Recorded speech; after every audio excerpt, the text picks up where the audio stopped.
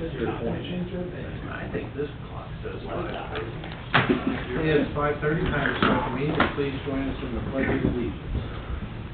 I pledge allegiance to the flag of the United States of America and to the republic for which it stands, one nation, under God, indivisible, with liberty and justice for all.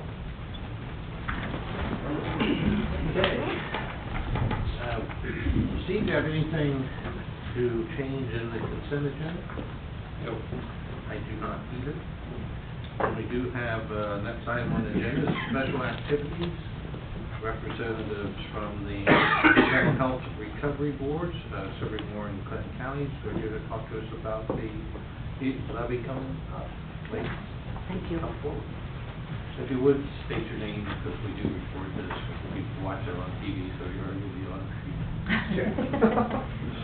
My name is Freya Kukula, and I'm one of the deputy directors working with the board, and I'm here with our Chief Financial Officer, Karen Robinson.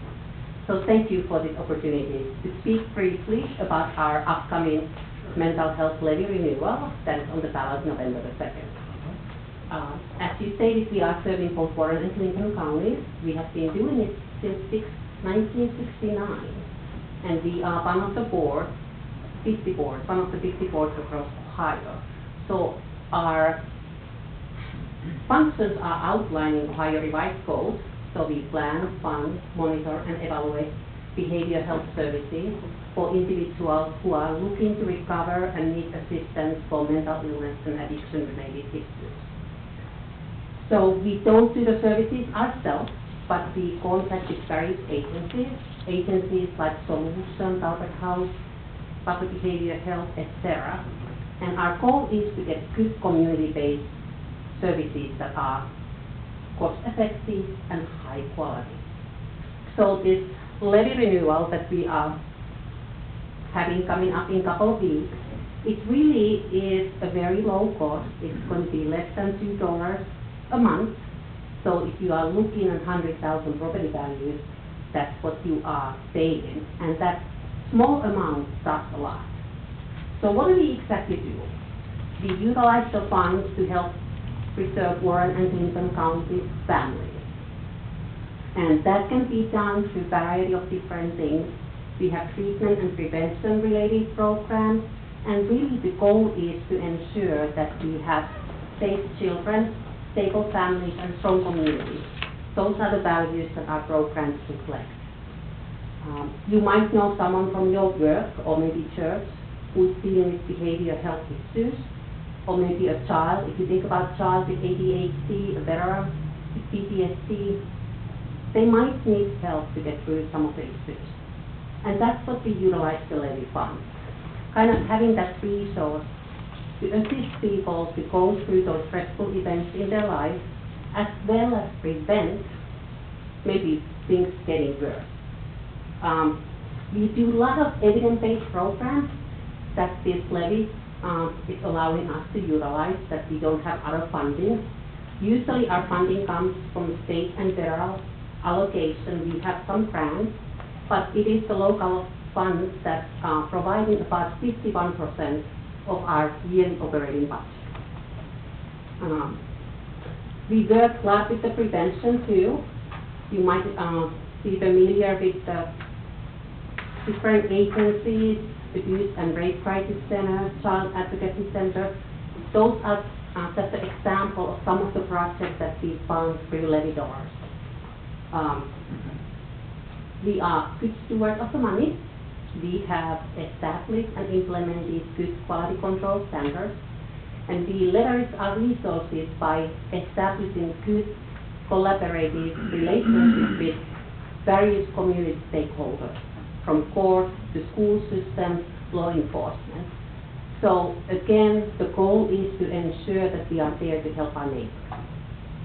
One of the most important things, from my perspective, I'm a clinician by training, is that we have the 24-hour hotline available, and that is funded by our levy dollars.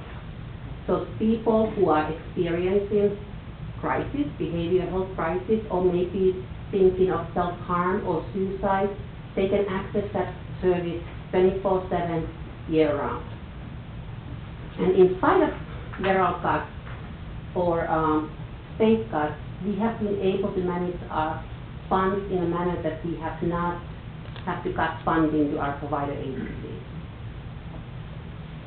So if you think about what the levy donors really fund is this safety net for our communities, the safety net services. So I'm hoping that with your support, we can all say that mental illness and addiction issues, even though they can be challenging, we can meet those challenges as a community. And I'm asking for your support for our renewal of the levy. Very good. Anybody have Any questions? It's a 5-year renewal levy? Correct. Okay. And it has been the same since 2002. If you think about the tax system, it has remained the same. And that to me is again the good indicator that we are really looking to utilize our funding in the most effective way. And with the behavioral health services, there's so many good treatments out there. So really, if you are thinking how the money is being spent, it's really going to help children, to help families, to help any community member. From somebody who might be part of the forensic court, or somebody through like CIT training, we utilize that funding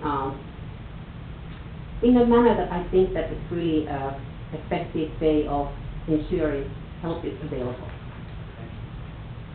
Any other questions?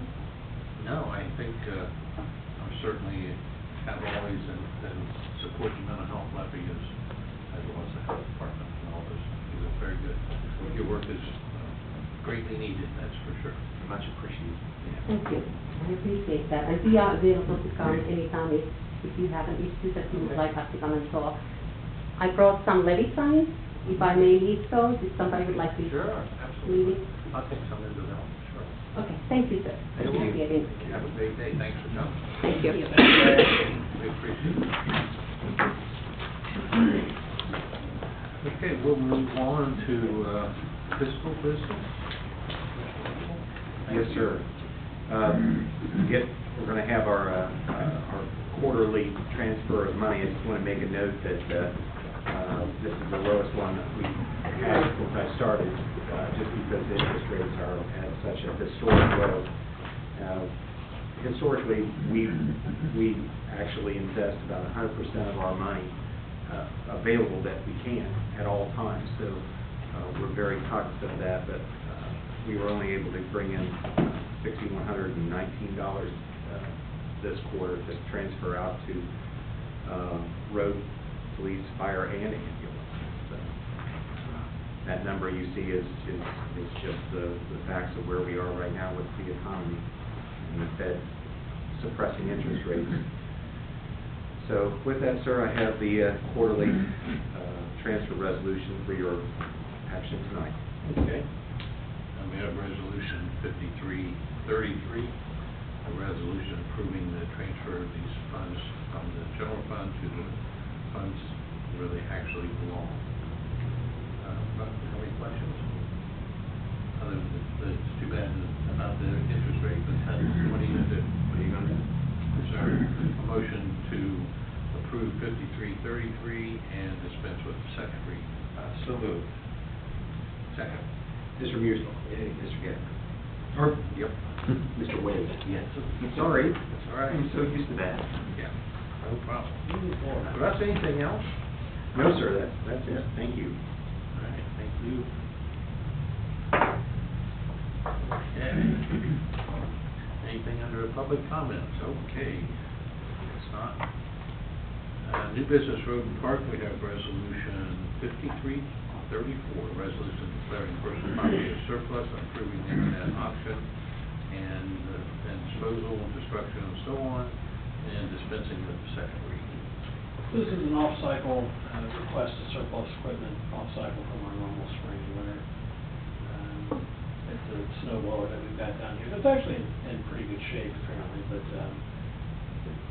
we're actually going to trade it in for a piece of equipment. Bulldozer blade for the Bobcat. Bulldozer blade for the Bobcat to better shovel off the So snow you're actually around going this to trade it building. in? Yeah, we're gonna trade it in, and then we're gonna use that to grade the ditches and clean off here. around the cars. The blower's not, the ideal piece of equipment for us with all the cars around here. There's really nowhere to blow it. Yeah. They're just gonna pile it around my car out there, Jimmy. Again. Okay. Any questions about this, resolution 34?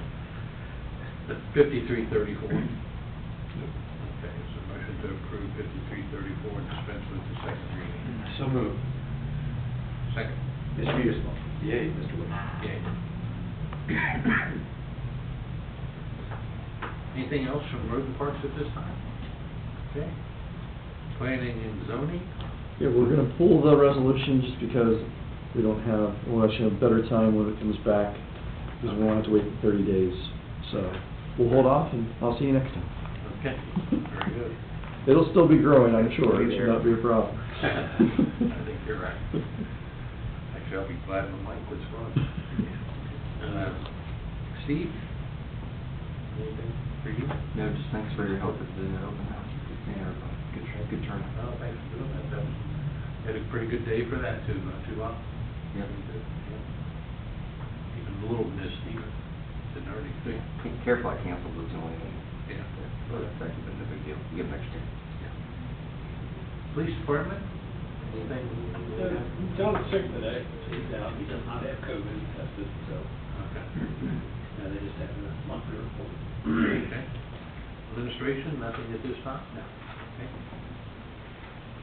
Next item is the consent agenda, and we're pulling the zoning department's conversation from that, and that's it. This is our motion to approve the consent agenda without change. So moved. Second. Mr. Mearsclaw? Yay. Mr. Wood? Yay. Staff updates. We got a couple of things, we're already working our budgets, met today with Jeff to get the final touches on his, got a couple more meetings this week with department heads for some other budgets, and then I'll meet with the fire department and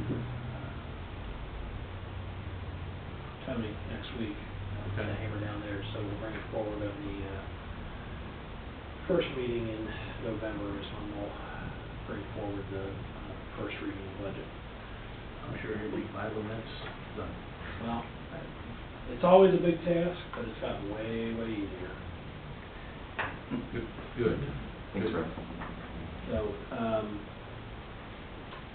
the clerks asked about the staff Christmas party this year, and they suggested that Friday, December 17th would be a good day for it. Does that sound reasonable? It's the Friday before Christmas Eve. Reasonable for me, whatever. Whenever they want to put the effort in to do it, that'd be just fine. Rumpke rates. I did speak with Rumpke last week, and the only caveat that they had for offering us preferred pricing would be we have to promote it with them. I typically don't show preference to any vendor when it comes to making a recommendation, but they asked that since they're extending to us a preferred rate that's lower than their retail rate, that we republish anything they put out about the preferred rate. So you run the risk of irritating Waste Management, but frankly, Waste Management wasn't real responsive to our single trash hauler request for proposal. So that was the only thing that Rumpke asked, was for us to help them promote. Could we, in that promotion, say we offered to vendors an opportunity to give preferred rates, and Rumpke responded favorably? That would be a half-truth, but it could be a full truth if I call Waste Management and ask them for preferred rates too. So That's not a bad idea. I'll do that. Yeah, why not? Okay. You know, I will do that. So, yeah, if you promote it for us. Yeah.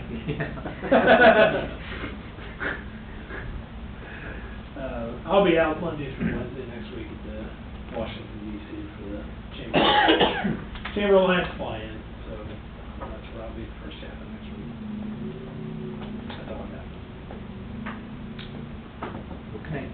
Anybody else have anything to bring up? No?